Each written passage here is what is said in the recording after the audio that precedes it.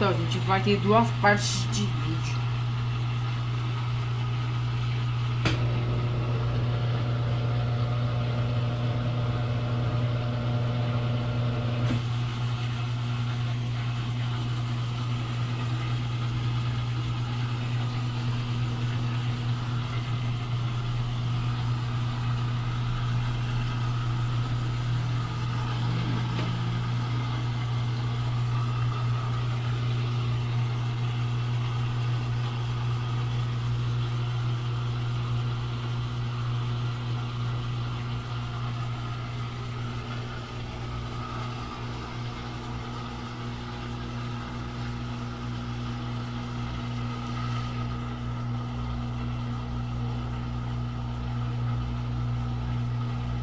Gente, ela não vai parar agora.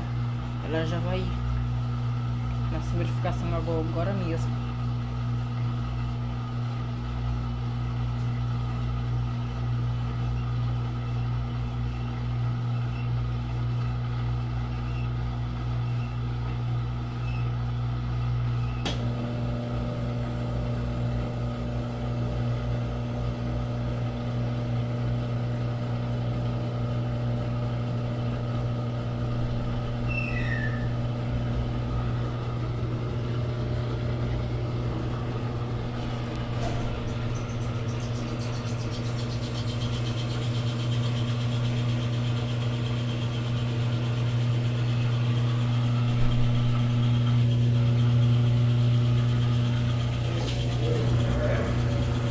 Então, é uma capacidade de lavagem 10,2 consumo de água, 115 litros de água.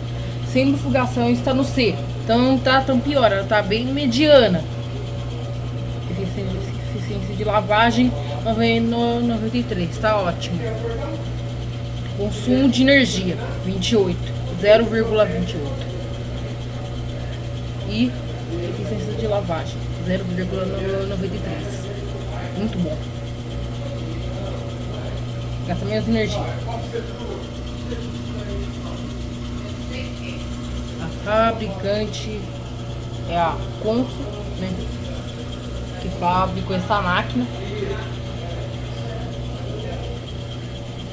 E claro, e graças a Deus é aqui a fabricante.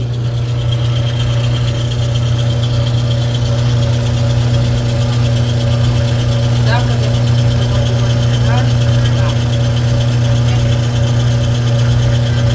Claro, o motor dela.